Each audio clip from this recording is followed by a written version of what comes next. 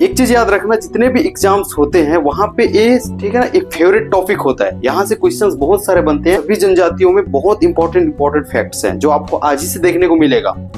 तो हर एक एग्जाम में यहाँ से हमें क्वेश्चंस देखने को मिलते हैं, इसको नकारना नहीं है, बहुत अच्छे से आपको पढ़ाई करनी है। तो जितने भी जनजातियां हैं, हम लोग कह रहे हैं कि वो पिछड़ी है, ठीक है, वो कमजोरी है, उनमें से विशेष पिछड़ी जनजाति क्या है और ये आई कैसे, ठीक है, इसको हम लोग देख लेते हैं। Good morning to all of you. एक बार पुनः आप सबका स्वागत करता हूं मेरे चैनल संदीप स्टडी सेंटर में। आज का हमारा जो टॉपिक होने वाला है वो छत्तीसगढ़ के विशेष पिछड़ी जनजाति पे होने वाला है। छोटा सा इंट्रोडक्शन दूंगा, उसके बाद हम लोग स्टार्ट करेंगे कितनी विशेष पिछड़ी जनजातियां हैं, एक एक करके हम लोग बात करना स्टार्ट करेंगे। लेकिन इंट्रोडक्शन इंपॉर्टेंट है, आपको समझ में आना चाहिए कि विशेष पिछड़ी जनजाति आई कैसे। तो याद रखना 342 वो अनुच्छेद है जिसके तहत सन 1950 में अभी विशेष पिछड़ी जनजाति को दिमाग से एक टाइम के लिए हटा देंगे, ठीक है, क्योंकि हम लोग उसी की बात करेंगे, उसको ला रहे हैं। अच्छे ध्यान से सुनना, भारत सरकार के द्वारा ऐसे समूह को खोजा गया, ऐसे आदिवासी समूह को खोजा गया पिछड़े हैं, उनको विकास की मुख्य धारा में लाने के लिए, उनको विकास से जोड़ने के लिए, ठीक है ना। अब उन्हें उनकी पहचान की गई। तो 532 को शुरू लेवल पर पहचाना गया कि ये जनजातियां क्या है, पिछड़े हुए हैं, इनको विकास चाहिए, इन्हें विकास की मुख्य धारा में लाना है। तो मैंने क्या कहा है, 342 वो अनुच्छेद है। 1950 याद रख लेना, 1950 में जो कि हम लोग का इंडियन गवर्नमेंट है, इनके द्वारा इसको याद रख लेना, 532 आदिवासी समूह को, क्लियर है, 532 आदिवासी समूहों को अनुसूचित, ठीक है, अनुसूचित जनजाति के सूची में शामिल किया गया। कितने को किया गया है, 532, ताकि इनके लिए विकासात्मक कार्यक्रम चलाया सके, विकासात्मक योजनाओं को चला सके, इनका विकास कर सके हम लोग, और इन्हें जो है विकास के मुख्य धारा में लाया जा सके। मतलब ये पिछड़े ही हैं, कमजोर ही हैं, ऐसे आदिवासी समूह को अनुसूचित जनजाति की सूची में शामिल किया गया। कब, 1950 में। कितने, 532। अब इनके लिए विकासात्मक कार्य करेंगे, बिल्कुल करेंगे, योजनाएं लाएंगे, ठीक है। अब जब इनके लिए योजना बनाया गया, 532 से इनके लिए क्या बनाया गया, योजना बनाया गया, ताकि इनको लाभ मिल सके और ये विकास की मुख्य धारा में आ सके। अब इसकी समीक्षा करेंगे। जब हमने 532 आदिवासी समूह को अनुसूचित जनजाति की सूची में शामिल किया है, क्लियर है, अब उन्हें हम लोग योजना बना के लाभ दे रहे हैं। अब इसका समीक्षा किया जाएगा, तो लगभग 20 से 25 साल बाद इसकी समीक्षा की गई। अब इसकी समीक्षा की गई तो यह पाया गया, जो 532 आदिवासी समूह है, इनमें सभी को लाभ जरूर मिल रहा है, लेकिन जो अंतिम छोर पर स्थित हैं, जो रिमोट एरियाज में रहते हैं, जहां पे पहुंच दूर है, क्लियर है, उन तक योजना का लाभ नहीं पहुंच रहा है, इसकी जानकारी तक नहीं पहुंच रही है। अब भाई उन जानकार होंगे, योजना का लाभ पहुंचेगा, तब न विकास मुख्य धारा में आएंगे। तो अंतिम छोर पर जो स्थित है, रिमोट एरियाज पे हैं, जो पहाड़ों पे कहीं निवास करते हैं, ठीक है, ऐसे जनजाति जिनकी साक्षरता दर बहुत कम है, क्लियर है, उनकी जनसंख्या घट रही है, उनकी जनसंख्या स्थिर है, उन तक जो है इस योजनाओं का लाभ नहीं पहुंच पा रहा था। तो अब सवाल उठिए कि हम लोग कुछ मापदंड रखते हैं, क्या करेंगे, क्योंकि पकड़ेंगे कैसे, वो कौन से हो सकते हैं, तो कुछ मापदंड रखेंगे। इनमें कहा गया कि उनकी साक्षरता दर, ठीक है ना, 2% हो। इनमें यह कहा गया कि उनकी जो अर्थव्यवस्था है वो कृषि पूर्व की अर्थव्यवस्था हो, मतलब उनकी अर्थव्यवस्था जो कि आजीविका का साधन है वो कृषि ना हो करके कुछ अलग हो, जो कि आदिम जो उनके जो होते हैं आदिम अर्थव्यवस्था की, ठीक है ना, लोग होते हैं, वो हो, ये मापदंड में रखा गया। जैसे शिकार है, वनोपज वाला है, ठीक है, जो पहाड़ों में घुमंतु जीवन व्यतीत करते, वनोपज को ही अपनी आजीविका का जो है आधार बना लेते हैं। तो ऐसे मापदंड 3-4 रखे गए, उन्हें विकास की मुख्य धारा से लाया जाना है। तो एक मापदंड रखा गया कि वो विकास की मुख्य धारा से न जुड़ा हो, क्लियर है। तो ऐसे करके मापदंड रखे गए, और इस प्रकार 532 में से हमें 75 ऐसी जनजातियां मिली जो विकास की मुख्य धारा से दूर थे, क्लियर है। तो ये 75 ऐसे जनजाति निकले, इन्हें ही विशेष पिछड़ी जनजाति कहा गया। जनजाति 532 जो है जनजाति ऑलरेडी ये कमजोर थे, जिनके लिए विकासात्मक कार्यक्रम चलाया गया, जिसमें पाया गया कि विकासशील और जो ठीक है ना अर्धविकसित जो जनजाति है, उन तक विकास का लाभ पहुंच पा रहा था, योजना का लाभ पहुंच पा रहा था, क्लियर है। इनमें से भी मापदंड रखे गए। तो इस प्रकार 75 विशेष पिछड़ी जनजाति हमारे भारत में सामने आते हैं। अब सवाल उठता है कि 75 में से छत्तीसगढ़ के कौन है। तो ये 75 में से जो हम लोग छत्तीसगढ़ में पढ़ते हैं ना, 5, जो कि हालांकि टोटल 7 पढ़ते हैं, लेकिन जो इंडियन गवर्नमेंट के द्वारा तो 5 घोषित किया गया है ना, ठीक है। कौन कौन से, कमार हो गया, बैगा हो गया, ठीक है, पहाड़ी कोरवा हो गया, बिरहोर हो गया, अबुझ माड़िया।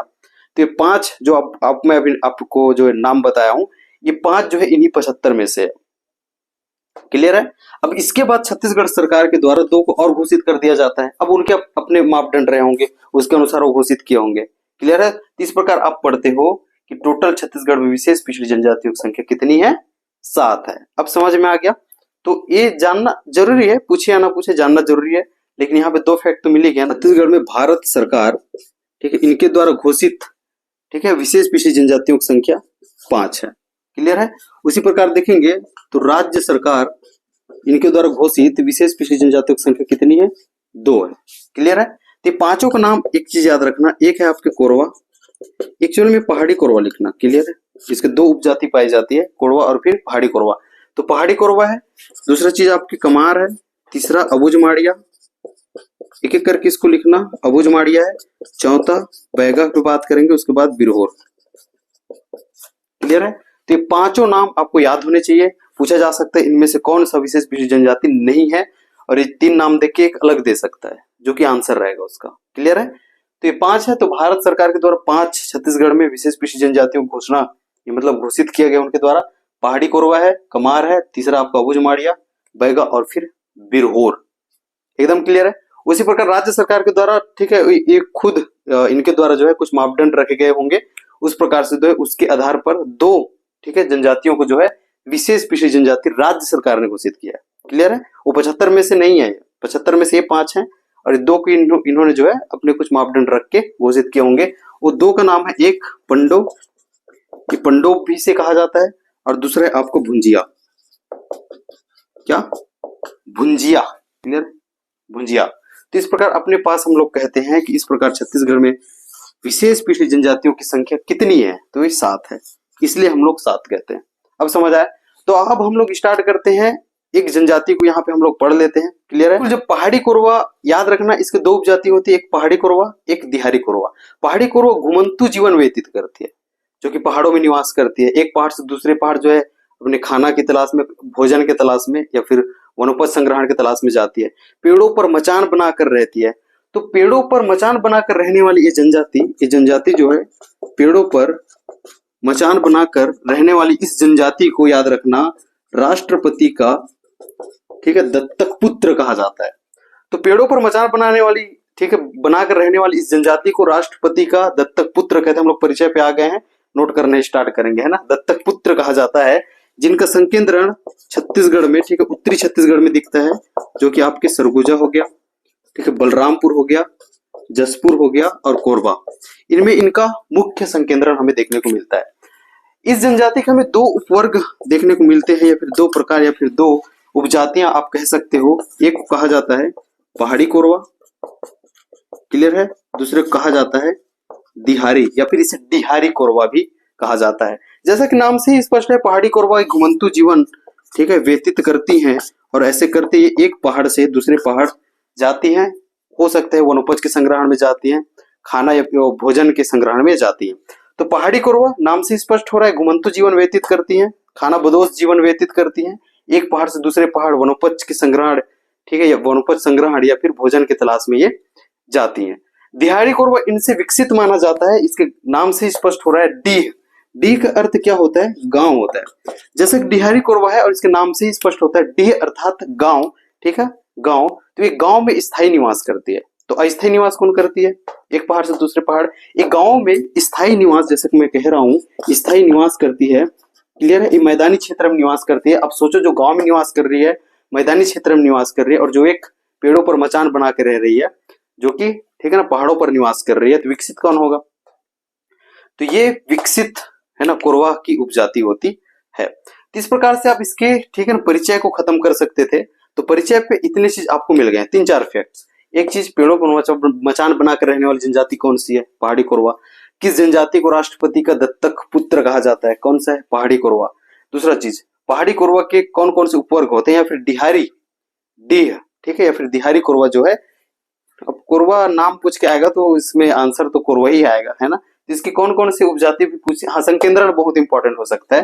क्लियर है। इसको ऑन द स्पॉट में क्वेश्चन ही बना रहा था, तो मैं अगर बोलता कि इनमें से कौन सी उपजाति, ठीक है ना, या फिर डिहारी कोरवा किसकी उपजाति है, तो आंसर में कोरवा ही रहता, तो मतलब ऑप्शन में रहता, तो आंसर तो मार ही लेते। क्लियर है। तो ठीक, यहाँ देखेंगे संकेंद्रण। संकेंद्रण है उत्तरी छत्तीसगढ़ में, इनका मुख्य रूप से बसाहट होता है, मुख्यतः इनकी बसाहट, ठीक है, कहाँ पे होता है, उत्तरी छत्तीसगढ़ में। सरगुजा हो गया, बलरामपुर, जसपुर, कोरबा। क्लियर है। तो इस प्रकार से आप परिचय खत्म करेंगे, इन्हीं से आपके बहुत सारे फैक्ट्स निकल गए हैं। परिचय के बाद हम लोग सीधे जाएंगे समाज एवं संस्कृति में। समाज एवं संस्कृति में शुरुआत लेवल पे हम लोग बात करते हैं, जैसे कि आपको पता है और वैसे ही आपको भी, ठीक है ना, याद करना है या फिर पढ़ना है। सबसे पहले हम लोग जाते हैं कहाँ पे, विवाह पे। विवाह याद रखना पहाड़ी कोरबा में सर्वाधिक प्रचलित, ठीक है, और यही पूछता है क्योंकि बहुत सारे विवाह प्रचलित होते हैं जनजातियों में। सभी में गुरावट विवाह देखने को मिल जाएगा, मतलब सभी में तो नहीं, मतलब बहुतायत में गुरावट विवाह, पैठू विवाह, उसके बाद आप बोलोगे जो कि सेवा विवाह होता है, घर जमाई विधवा विवाह होता है। ऐसे बहुत सारे नाम देखने को मिलते हैं, लेकिन जो सर्वाधिक प्रचलित होता है वो क्वेश्चन का विषय होता है, याद रखना। तो पहाड़ी कोरबा में सर्वाधिक प्रचलित विवाह ढुकू विवाह है, ठीक है, ढुकू विवाह है। इसके अतिरिक्त और मैं लिखा देता हूँ, गुरावट विवाह लिख लेना, गुरावट विवाह, पैठू विवाह या फिर पैडुल जो कि हम लोग विवाह कहते हैं, विनिमय विवाह, ठीक है। तो गुरावट होता है, यही विनिमय होता है। पैठू उड़हरिया इंपॉर्टेंट हो जाएगा यहाँ पे, उड़हरिया विवाह है, लमसेना विवाह। क्लियर है। ये विवाह भी इसके अतिरिक्त प्रचलित है। याद रखना इनमें जो है वधुमूल्य को, क्या वधुमूल्य, जो कि वर पक्ष के द्वारा या फिर वर पिता के द्वारा किसको दिया जाता है, वधु पिता को अनाज, दाल, तेल, गुड़, हल्दी वल्दी जो भी दिया जाता है, नगद पैसे दिए जाते हैं, जिसे वधुमूल्य कहा जाता है। वधुमूल्य को पहाड़ी कोरबा जनजाति में सुक्क भरना कहा जाता है। क्या, सुक्क भरना कहा जाता है। आपको पता होगा, अगर आप कंसिस्टेंट होंगे जो वीडियो में, तो आपको पता ही होगा सुक्क भरना क्या है। इसका दूसरा नाम क्या है, खर्ची। क्लियर है, खर्ची भी कहा जाता है। दूसरी चीज में जल्दी से आ जाएंगे, जो कि आपके मृतक संस्कार है। क्लियर है, मृतक संस्कार पे आएंगे। मृतक संस्कार में दो नाम याद रखना, एक है आपके नवाधावी, क्लियर है, और दूसरा नाम याद रखना कुमारी भात। ये बहुत इंपॉर्टेंट है। इनमें शोक मनाने के कार्य 10 दिन तक किया जाता है, मतलब जब मृत्यु होती है तो 10 दिनों तक शोक मनाया जाता है। अब अलग अलग कुछ रहता होगा हर एक दिन, ठीक है, जिसे नवाधावी कहा जाता है। तो शोक मनाने का कार्य जो कि 10 दिन तक किया जाता है, जिसे नवाधावी कहा जाता है। कुमारी भात इंपॉर्टेंट होता है, इनमें कुमारी भात नामक क्रियाक्रम, ठीक है, क्रियाक्रम किया जाता है। तो ये रहा पहाड़ी कोरबा के मृतक संस्कार और फिर विवाह संस्कार के बारे में और परिचय के बारे में। तो 3 चीजों पर बात कर ली। इसके अतिरिक्त सीधा जाति पंचायत पे आ जाना। मैं ना एक लय में ले जाता हूँ, आप अगर कोशिश करेंगे इसी फॉर्मेटिंग में याद करने का, तो आपको बहुत जल्दी अच्छे से याद हो जाएगा। जाति पंचायत पे बात करेंगे हम लोग, फॉर्मेटिंग को लास्ट टाइम देख लेंगे, है ना, जो मिटा रहा हूँ, ठीक है। अगर आप, मैं उम्मीद करता हूँ कि आप इसे लिख रहे होंगे। जाति पंचायत पे आएंगे। इनकी एक परंपरागत जाति पंचायत पाई जाती है, जिसे मयारी कहा जाता है। इनकी परंपरागत एक जाति पंचायत पाई जाती है, जिसे मयारी कहा जाता है, जिसके प्रमुख को याद रखना मुखिया, मुखिया लिख लेना, इसको मुखिया कहा जाता है। मतलब मुखिया को मुखिया ही कहा जाता है इनमें, ठीक है। उसको प्रमुख भी बोला जाता है, तो प्रमुख को क्या बोलते हैं, मुखिया कहा जाता है। तो इसकी परंपरागत जाति पंचायत का नाम क्या है, मयारी, लेकिन उसके प्रमुख को मुखिया कहा जाता है, ऐसा मैं कह रहा हूं, ठीक है। तो इस प्रकार से आपको याद रखना है, इसके प्रमुख को क्या कहते हैं, मुखिया कहा जाता है। इसके अतिरिक्त याद रखना पटेल, लिखते भी पटेल, ठीक है, क्या पटेल, प्रधान और फिर भाट। मैं जल्दी इसलिए करता हूं ताकि आप लोग कंटिन्यूटी टूट मत जाए। अगर मैं धीरे बोलूं, अब पटेल लिखूं, प्रधान लिखूं, भाट लिखूं अच्छे सुंदर सुंदर अक्षरों में, तो जो 10 मिनट की क्लास भी 20 मिनट हो जाती है, 20 मिनट क्लास 40 मिनट हो जाती है। तो मैं कोशिश करता हूँ थोड़ा सा जल्दी लिखूं, आप सुन के उसको पॉज करके आप आराम से लिखें। तो पटेल, मैं बोलता धीरे जरूर हूँ, पटेल, प्रधान और भाट नामक पदाधिकारी होते हैं। कहाँ पे, इनके जाति पंचायत में। जाति पंचायत का नाम मयारी है, फिर से याद रखना। इनके प्रमुख को मुखिया कहा जाता है। तो पहाड़ी कोरबा में आपको पूछे, जाति पंचायत नाम मयारी, प्रमुख का नाम मुखिया, बार बार आप दोहराएंगे तो आपको याद होगा। पटेल, प्रधान, भाट ये पदाधिकारी होते हैं। इसके अतिरिक्त कई ग्राम मिलकर जो पंचायत बनाते हैं, वो भी जाति पंचायत ही होता है। कई ग्राम मिलकर जो बनाया गया जाति पंचायत है, इसके प्रमुख को टोलादार कहा जाता है। तो 2 मुखिया आपको मिल गया। ऑप्शन के हिसाब से जाना, अगर आपको पूछे पहाड़ी कोरबा जनजाति में उसके जाति पंचायत का प्रमुख क्या कहलाता है, अगर ऑप्शन में ए, ठीक है ना, ये दोनों है, तो आंसर आपको मुखिया मारना है। अगर जाति पंचायत बोला, कई ग्राम मिलकर बोले तो टोलादार। अगर वो सिर्फ इतना ही बोला है कि जाति पंचायत का प्रमुख कौन होता है, ऑप्शन में मुखिया नहीं है, तो ऑब्वियसली आपको टोलादार ही मारना है। तो कुछ कॉमन सेंस से काम, ठीक है ना, आपको करना है, जहां पे इस प्रकार से फैक्ट्स हमारे पास सामने आते हैं। तो जाति पंचायत पे बात हो गई। दो तीन चीज पर बात करूंगा जो कि बहुत इंपॉर्टेंट है। एक है आपके कुंभा और एक है आपका, ठीक है ना, पिछले बार पढ़ाया था दरहा, बहुत इंपॉर्टेंट है, ये भी पूछा जा सकता है। तो कुंभा याद रखना। पंचायत पे बात हो चुकी है, मैंने कहा एक आपका, अब जो भी नंबर पे आ रहा होगा ना, तीसरा चौथा जैसा भी रहे, याद रखना कुंभा, और दूसरा मैंने कहा है, ठीक है, अभी मैंने कहा है दरहा। कुंभा याद रखना, प्रसव के लिए एक निर्मित झोपड़ी होता है, एक झोपड़ी बनाते हैं लोग प्रसव के लिए, ठीक है, वो उसका नाम कुंभा होता है। तो झोपड़ी का नाम कुंभा है, लेकिन प्रसव जो है एक दाई के देख रेख में किया जाता है। अब छत्तीसगढ़ गढ़ी में जो है दाई बोला जाता है, क्लियर है, तो जनजातियों में भी दाई ही बोला जाता है। तो उनके देख रेख में, एक देख रेख के लिए होते ही है ना, तो उनके देख रेख में किया जाता है, जिसे डोंगिन दाई कहा जाता है, ठीक है। अब अगर छत्तीसगढ़ी वाला तो दाई का मतलब समझ ही गए होंगे, क्लियर है। तो कुंभा याद रखना, कुंभा तो झोपड़ी होता है जो प्रसव के लिए बनाया जाता है, क्लियर है। तो कुंभा और झोपड़ी होता है जो प्रसव के लिए बनाया जाता है, लेकिन जिसके देख रेख में प्रसव होता है उसे डोंगिन दाई कहते हैं। क्या? डोंगिन दाई कहा जाता है। एकदम क्लियर हुआ, ये चीज तो हो गया। दूसरी चीज आ जाना दरहा। जब लड़के की उम्र, इस जनजाति के लड़के की उम्र बचपन से लेके हम लोग देखें 5 साल का हो जाता है, पहले भी मैंने इसको पढ़ाया, जब लड़के की उम्र, ठीक है, जन्म से 5 साल का हो जाता है, तो आग से दाग कर, मतलब आग से दाग कर, आग से निशान बनाया जाता है। तो 10 से 16 निशान बनाए जाते हैं, उसे ही दरहा कहा जाता है, क्लियर है। पहले भी मैंने जनजाति पढ़ा है, उसमें भी ये सब चीज को बताया था, लेकिन इस बार जो जनजाति पढ़ा रहा हूँ, इसमें आपको कुछ कुछ यूनिक फैक्ट्स भी मिल सकते हैं, ठीक है, क्योंकि पिछले और अभी में अपडेट तो होना ही चाहिए, जिस हिसाब से आप मैंने पढ़ा, जिस हिसाब से मैं आपको याद करा सकता हूँ। याद रखना, जो पुराने जनजाति क्लास मैंने और पढ़ाया था, तो उनमें हो सकता है आपको कुछ कुछ यूनिक फैक्ट्स ना मिले, क्लियर है। तो जो अपडेटेड वाला है, जहाँ पे थंबनेल में लिख के अपडेटेड आता है, प्लेलिस्ट में जाएंगे जहाँ पे छत्तीसगढ़ की जनजातियां अपडेटेड लिखा है, वहां को पढ़ना अब स्टार्ट करेंगे अगर आप पहली बार देख रहे हैं, ठीक है। तो यहाँ से स्टार्ट करना है, अपडेटेड वाली क्लास है, तो आपको अपडेटेड मिल जाएगी, ठीक। अब यहाँ पे देखेंगे हमने कहाँ पे पहुंचा था, जाति पंचायत हो गया, कुंभा हो गया, दरहा हो गया। त्योहार पे बात करना चाहूंगा जो कि बहुत इंपॉर्टेंट है, जो कि जितने भी नंबर का रहे यहाँ पे ले लेना, क्लियर है। त्योहार पे पॉइंट वाइज चलना। त्योहार पे इनके त्योहार स्पेशली देखेंगे तो खेती से, मुख्यतः रूप से देखेंगे तो खेती से जुड़ा हुआ हमें त्योहार दिखते हैं। पहला याद रख लेना नवाखाई, दूसरा त्योहार का नाम याद रख लेना, ठीक है, बीज बोहानी, ठीक है, तीसरा त्योहार का नाम याद रख लेना, ये नवाखाई होगा, बीज बोहानी, ढेरसा, ये ढेरसा है, ठीक है, धनुष के धा, ढेरसा, इसको अच्छे से देखना, ढेरसा, क्लियर है। अब ढेरसा भी कहीं लिखा होता है, ठीक है, तो ढेरसा लिख लेना। चौथे नंबर पे है कोरा, ठीक है, और एक और है जो कि सिंगरी है, जो कि सबसे प्रमुख त्योहार है, क्लियर है। तो त्योहार में याद रख लेना, जनरली खेती से जुड़ा होता है। सबसे प्रमुख त्योहार को हम लोग पहले वो कर लेते हैं। सबसे प्रमुख, सर्वाधिक प्रमुख त्योहार अगर आपको पूछे तो वो है सिंगरी, याद रखना। क्या? सिंगरी, जो कि प्रत्येक 5 वर्ष में मनाया जाता है, इसको लिख लेना। सिंगरी है जो कि प्रत्येक 5 वर्ष में मनाया जाता है, क्लियर है। उसके बाद खेती से जुड़ा हुआ और त्योहार होते हैं, नवाखाई होता है, ठीक है, ये नई फसल आने के त्योहार है, ये लिख लेना, नई फसल आने पर यह त्योहार मनाया जाता है। बीज बोहानी, बीज बोने से पहले यह त्योहार मनाया जाता है, इसको लिख लेना, बीज बोने से पहले बीज बोहानी त्योहार इनके द्वारा मनाया जाता है। अब लिख लेंगे ढेरसा, इसको सा को ट्रेस करना, ये बहुत इंपॉर्टेंट है, यही पूछेगा, मतलब पूछना चाहिए अगर उसका दिमाग जाए, क्योंकि ढेरसा एक कोरा है, ठीक है। ढेरसा याद रख लेना, ये है आपके सरसों या फिर सरसों, ये सा से पकड़ना हमेशा, सरसों और साथ में पकड़ना दाल, क्लियर है, सरसों और दाल, इसके फसल, ठीक है ना, इसके फसल कटने पर यह त्योहार मनाते हैं। कोरा देखेंगे, ठीक, कोरा। अब कोरा में इस का को पकड़ लेना, क्लियर है। तो कुटकी, क्या कहा मैंने, कुटकी, क्लियर है, कुटकी और गोंदली। तो कुटकी और गोंदली, इस फसल के कटने पर कौन से त्योहार मनाया जाता है? कोरा। तो इस प्रकार आपको लॉजिकली सोचना है कि कौन कौन से त्योहार इसमें मनाया जाता है, खेती से जुड़ा होता है। नवाखाई के बारे में मैंने आपको बताया, नई फसल का त्योहार क्या कहलाता है, तो नवाखाई कहलाता है। बीज बोहानी, बीज बोने से पहले मनाया जाता है, क्लियर है। ढेरसा, सरसों एवं दाल की फसल जब कटती है तो ढेरसा इनके द्वारा त्योहार मनाया जाता है। कोरा के बारे में भी मैंने आपको बता दिया है, जो कि कुटकी है ना, कुटकी और गोंदली।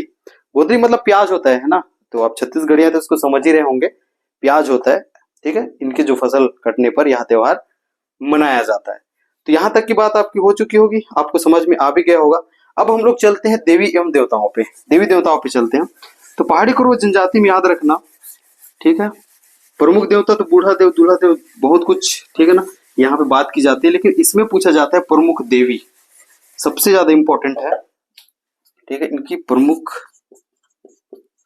देवी, प्रमुख देवी के नाम खुड़िया रानी है, याद रख लेना, न जाने कितने बार यहाँ पूछा गया है खुड़िया रानी। आपने देखा भी, अगर आप प्रीवियस ईयर, ठीक है ना, क्वेश्चन सॉल्व करते हैं, एक क्वेश्चन आपको बार बार देखने को मिलेगा अलग अलग एग्जाम में। तो पहाड़ी कोरवा जनजाति की प्रमुख देवी का नाम क्या है?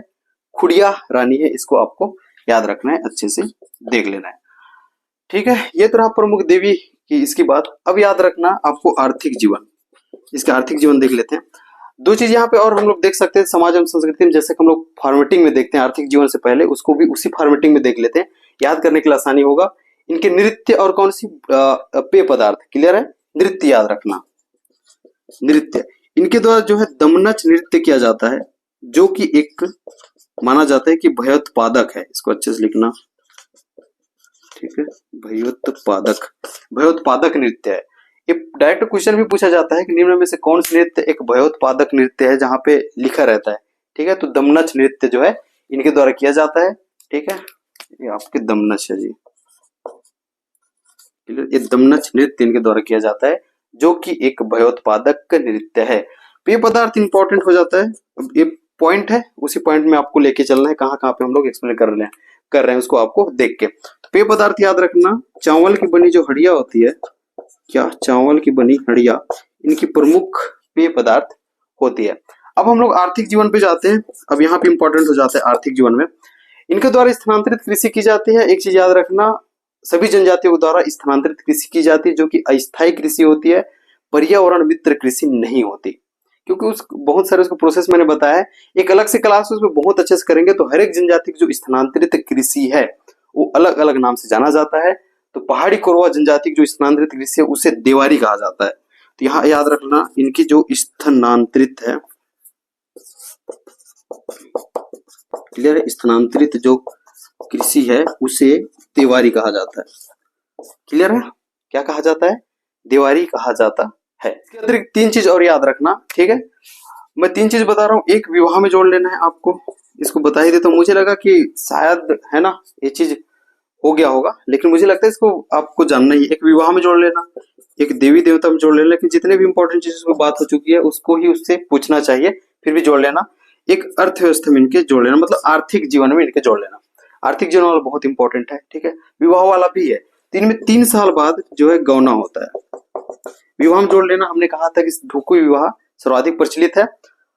गुरावट विवाह पे बात करी थी, मतलब कहा था कि इसके अतिरिक्त गुरावट विवाह है, जो कि आपके पैठू विवाह है, उडरिया विवाह है, लमसेना विवाह है, ठीक है, उनमें प्रचलित है, ठीक है। सुख भरना खर्ची वाली हमने बात करी थी, उसमें एक लाइन जोड़ लेना, 3 साल बाद इनमें गौना होता है। इसको गूगल सर्च करा था, जहां मेरे को मिला था कि गौना वो जो लड़का होता है अपने ससुराल जाके फर्स्ट टाइम जब अपने पत्नी को अपने घर ले आता है, ठीक है, उसे गौना कहा जाता है, एक रस्म होता है, ऐसा मुझे गूगल में मिला था। देख लेना, 3 साल बाद, 3 वर्ष बाद गौना होता है। गौना ही पूछ के आएगा, ठीक है, और क्या पूछेगा वो, ठीक।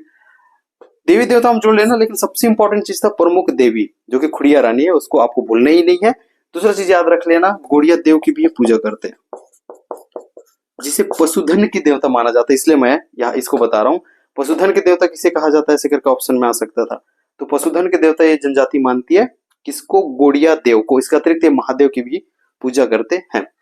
आर्थिक जीवन के अंतर्गत पहली बहुत इंपॉर्टेंट होता है। अगर आप छत्तीसगढ़िया हैं तो पहली को ऐसी जानते होंगे, जैसे काठा या फिर है ना गांव से जुड़े होंगे तो अभी भी चलता होगा, अभी भी चलता ही है चीज। काठा और शेर के बारे में आपने सुना होगा, जो कि मापतौल के लिए, ठीक है ना, एक उपकरण होता है, अनाज मापने के लिए होता है, क्लियर है। तो अनाज मापने के लिए एक उपकरण होता है जिसे काठा या शेर कहा जाता है, ठीक है। लेकिन इस जनजाति में जो है, ठीक है ना, पहली का यूज किया जाता है, जो कि उसी प्रकार ही रहता है।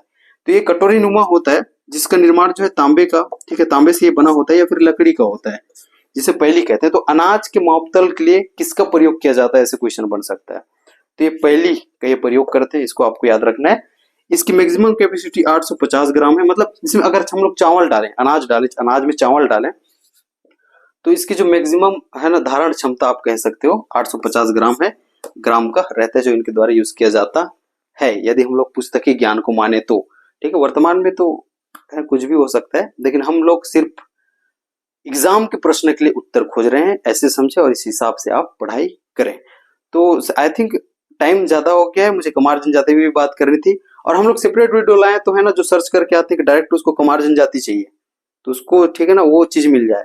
अब डायरेक्ट वो कमार जनजाति के लिए आया है, उसको सबसे पहले पहाड़ी कोरो जनजाति पढ़ना पड़े, उसके बाद मैं अभी कमार जनजाति पढ़ाऊं तो वो भी बाधित हो जाता है। तो मुझे लगता है कि सेपरेट सेपरेट वीडियो हो जानी चाहिए ताकि लोगों को आराम से मिले, आप भी इसमें बोर ना हो। और कम वीडियो होती है तो इसमें अच्छे से कंसंट्रेशन भी बनता है, कम मतलब जो छोटी होती है तो अच्छे से आप कंसंट्रेशन के साथ पढ़ पाए। तो इसकी तैयारी बहुत अच्छे से कर लेना, हो सकता है शाम में मैं कमार जनजाति और डाल दूंगा, ठीक है। ये आपकी सुबह वाली क्लास थी। तो विशेष पिछली जनजाति को हम लोग जैसे खत्म करेंगे, आपकी हिस्ट्री की क्लास कंटिन्यू होने वाली। तो हिस्ट्री क्लास जितनी डली है उसको आप कंप्लीट करके रखें, कि मैं आपको उम्मीद दिलाता हूँ जब मैंने बोल दिया तो उसको कंप्लीट जरूर मैं कराऊंगा। किसी और वीडियो में, तब तक के लिए मुझे दीजिए इजाजत। बहुत बहुत धन्यवाद।